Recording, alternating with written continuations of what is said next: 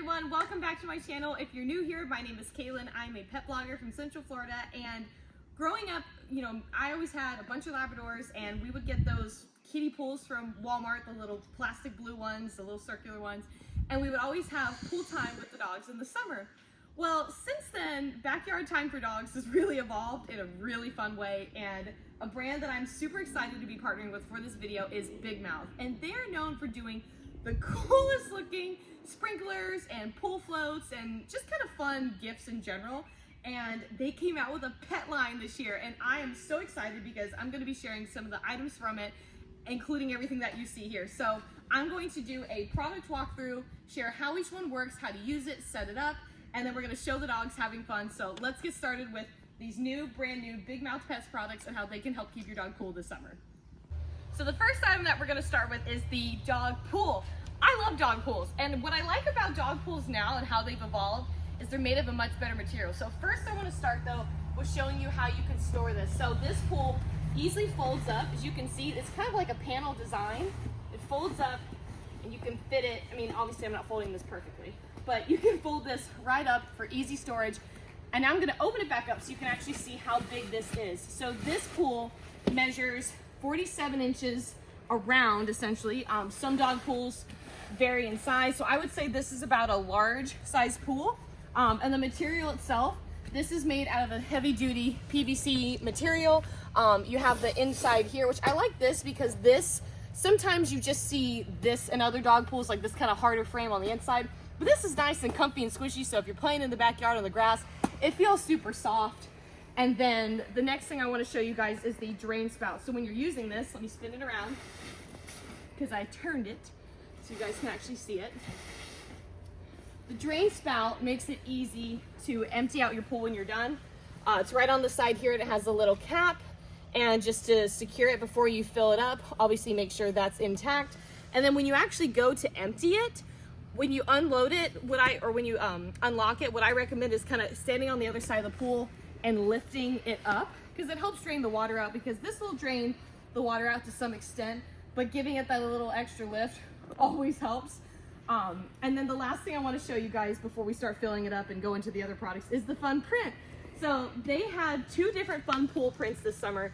You have this one here, which is kind of like, I call it like the fun in the sun, goes all the way around, and then on this side here you'll even see the fun BigMouth logo. This is the pets one. It has the fun dog. This is the new BigMouth pool print, and then they also have one that's like a rainbow color, and I'll show a picture of that on the video screen here so you guys can check it out. But that's essentially the pool. It really only takes a couple minutes to fill up, just turn on your hose, fill it up. But before we fill this pool up, we're going to go on to the next product, which is the raft. All right, so the next few items that we're going to cover actually use an important tool that is not included with purchase. You're going to need to get it on your own if you don't already have it, and that is an air pump. So I got this one from Target. It's already out right here. What I like about this one is because it does have a few different attachments and a few different uses or different kind of filling accessories, so you can match it to different hole sizes that you need to fill. The raft and the sprinkler that we're going to do after this both require some air filling, so just wanted to keep that in mind. This pump was like $13 at Target. You also can find electronic pumps. I have one, or I borrowed one from a friend, but the day I went to blow these up, I forgot it, so we got this one. But they both work. Just obviously know this is going to take a little bit longer, but it works just fine. So this is their dog pool float, and it's in the shape of a fire hydrant, and itself is 52 inches long. It has two little holes here. You can use it for easy carrying, or when your dog is actually in the pool, it lets a little water, come in, so that way they can keep cool and refreshed while they're spending their time in the pool. And now I want to show you some other features. We're going to talk about the fabric, so we're going to get a little closer so you guys can see it, because I actually really like the material. So all around here and in this middle section is actually really durable. You can see it's different than a standard like pool float. See how that kind of has more of a squishy? This is a little bit harder. I really like that. And then for inflating it, you have two spots. You have this section, this is just for this middle area here, and then you have this spot here all throughout. And fun fact, this is going to sound silly, but I haven't inflated anything in so long that all the inflatables here actually have an easy way to do it. I'm used to, you just unplug the main thing and then you plug that in, and then when you go to, close it, you're like, oh my gosh, I can't let the air out. Well, they've created something way easier. So all you actually have to do is, has two different spots. See this black thing right here? You actually push that into the main thing. So all you're actually inflating is this top part. You put this in and it prevents the air from coming out when you're actually inflating. It is a game changer. I didn't do that the first time. So I was like, why is the air getting out? And then I was like, dumb. So food for thought, just so you know, and don't do the same mistake I did. So that is the pool float, and they have a few different other styles that you can get, but this one I think is just the cutest, being a fire hydrant. You can use it in your pool, wherever you want to use it. And now we're going to go on to the next item, which is the sprinkler. Okay, so the next item, and probably one of my favorites, is the tennis ball dog sprinkler. This is so cool. My dog Aiden, at my parents' house, which is where we're at shooting this, he is the most tennis ball addicted dog you've ever seen, which I'm sure there's a lot of dog parents watching this and just like, yes, I can relate. My dog loves tennis balls too. So when I saw that the design for this was actually going to be a tennis ball, I was like, oh my God, this is perfect. And he actually, like, we've played with like splash pads and stuff like that before, and he's that dog who goes like at the water, like trying to catch it and stuff like that. My mom's dog, Remy, her lab does that too, but Aiden in particular thinks it's so much fun. So he quite enjoys this. So this item in particular, I'm going to show you a few of the features and how it works. Kind of like the fire hydrant itself, it has two different inflatable spots that you have to inflate first. So luckily, just like the fire hydrant pool float, they're kind of similar in size. You have one right here on the bottom to inflate this circular ring, which helps keep it stable. And then you actually have the hole to inflate the tennis ball itself. Right next to it, you have the spout here, or the hookup for the hose. This is how the water will actually turn the sprinkler on.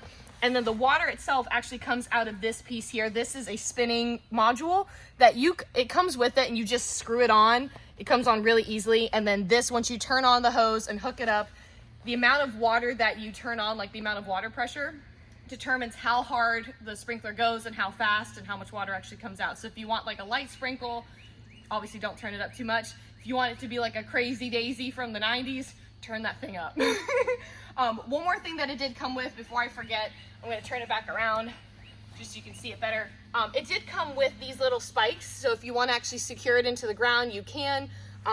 This just kind of keeps it in place, and you can put it right into your dirt, which is super helpful and super handy, especially if it's going everywhere and your dogs are having a great time. This will keep it in place. And again, I used the air pump that I just featured for the raft for this. This one inflated pretty quickly, so especially if you use an electronic pump, it should be done in like a minute. It's really not that bad, but don't hold me to that time. I don't know what you got.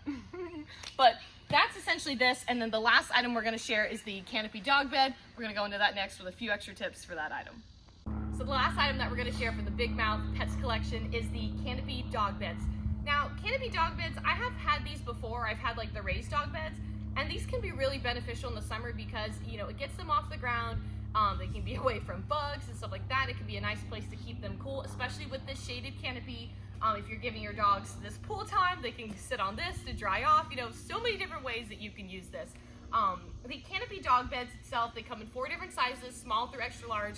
We have the large in both. I did get an extra large, it's on the way, just so I can see the comparison, but both of these are large, and my big dog Diesel does fit on the large as well, which you'll see when they come out here. I wanted to show the products first before we got the dogs. Figured that'd be a little less chaotic. But those are the sizes. It comes in 2 different prints, the watermelon and the mushroom, which we are going to get into in a second. The canopy is detachable, so if you just wanted to use this part itself, it comes off really easily, so you do have that. And then kind of the last thing, or no, second to last thing, the material itself is kind of like a canvasy material, so like it's obviously a little dirty because we just had some pool time yesterday, and so I would just take a little washcloth, wipe it down. Usually this type of material is really easy to clean. And now the last item that I want to share is that putting this thing together is going to look extremely intimidating based on the instructions. Like the day we were doing it, me, my mom, and my Aunt Cindy were trying to put this together, and the instructions that it comes with, I'm going to be completely honest, are not great because they're so tiny. One side you can actually see like the pieces and stuff like that, but then the actual instructions, it's hard to tell what's what because the pictures are so small. So if you have trouble seeing that, like a lot of people do, I even had trouble seeing it, it can be quite difficult to know what you're doing, but once you do it, it's super easy. So because of that, I have the other one, the mushroom style right here, we're actually gonna put it together and do a quick walkthrough so that way you can follow this step-by-step guide, which I hope is a lot easier in setting up your canopy dog bed. So let's go ahead and set up the mushroom. All right, so I'm gonna move around a little bit, but I first wanted to show you guys how it actually comes together. Obviously, I've kept some of it out, but I put some of it in the bag. All the canopy dog beds do come in these little bags, and it has the quick little tie so you can easily transport it, and it has a handle on the side. So to actually start making these dog beds, I'm gonna empty out all the parts. And again, it's gonna look like a lot, but it's really not that bad. Sorry for the loud metal noise. There we go. So I'm gonna put this aside, show you how to assemble this. We're gonna get closer and do a more above shot view just because I'm gonna be moving around a little bit.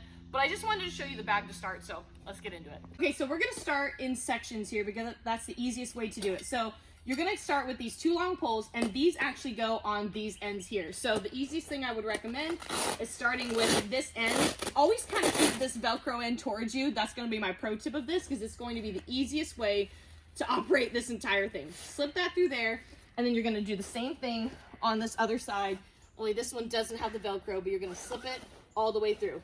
That is step 1.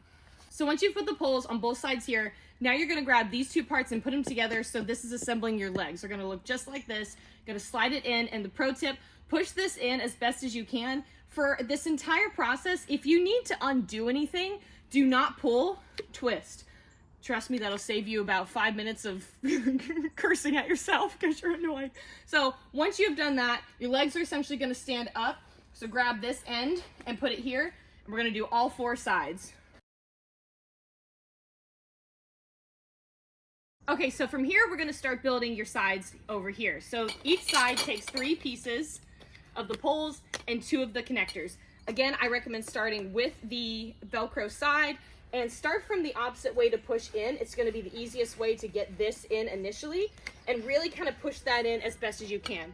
From there, you're gonna be adding your connectors. This is going to come in handy for the last step, but we're obviously not there yet. So I'm gonna go ahead and build out this side, and then we're going to show you the next step, which, one more pro tip, when you're getting to some of these ends, especially like this end when you're coming around, if for any reason it feels like you're having trouble getting it in or any of this, pro tip, open this Velcro a bit and you'll have way more leverage to close that and really fit it in the gap. So let's go ahead and finish all of the sides.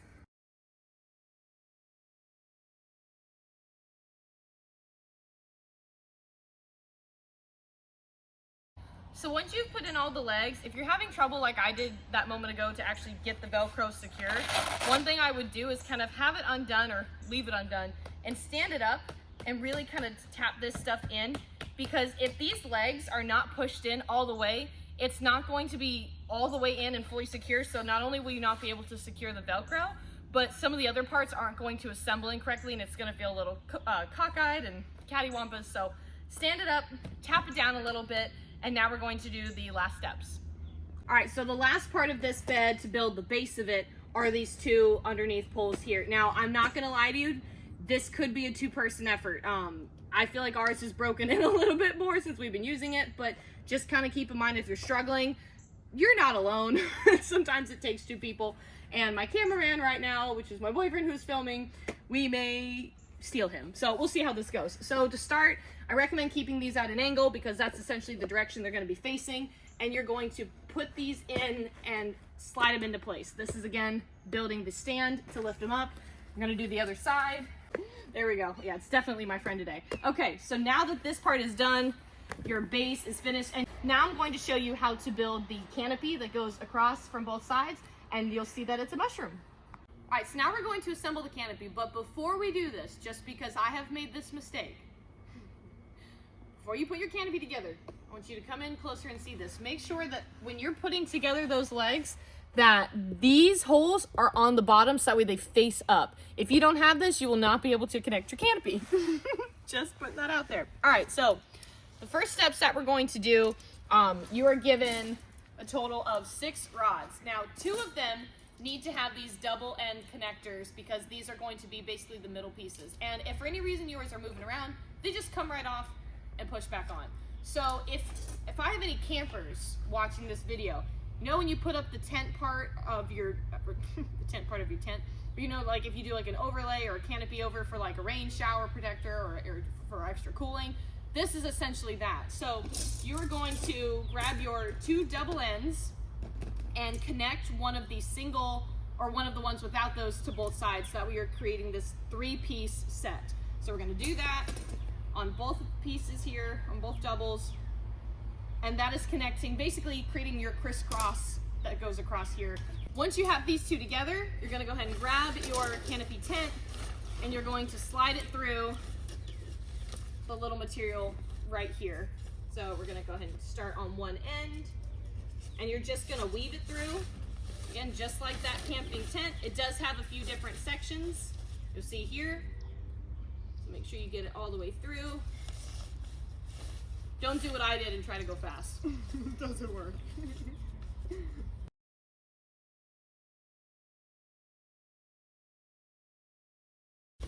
Now your pieces might come disconnected like mine did sometimes, so just weave it through and reattach and you'll be good to go.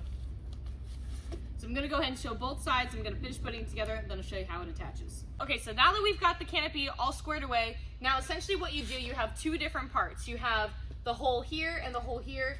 The outside hole is to stick the pole into and create the initial canopy, and then it has these little hooks here that hook onto the inner hole, so you can kind of do it for extra security. So we're gonna go ahead and start with one.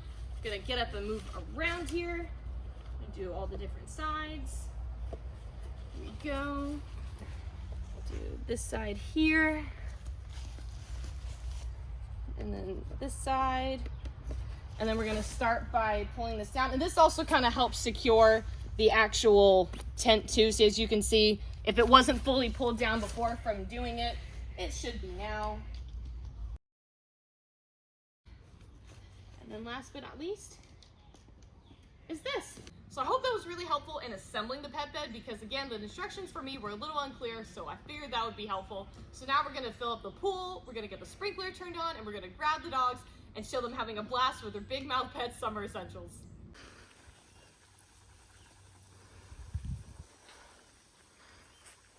All right, doggies, are you ready? Release the hounds.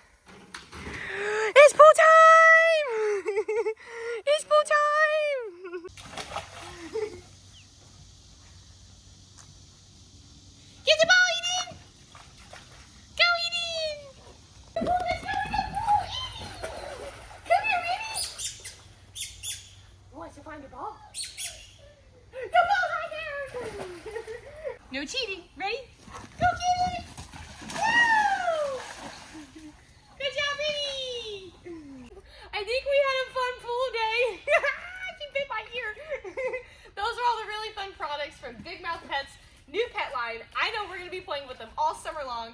So if you love these fun ideas to do with your dog, definitely subscribe. I have a full blog post and link all the products in the description. And I think we're going to go have some more pool time and sprinkler time with the dogs. So have an awesome week with your pets and stay tuned for more videos.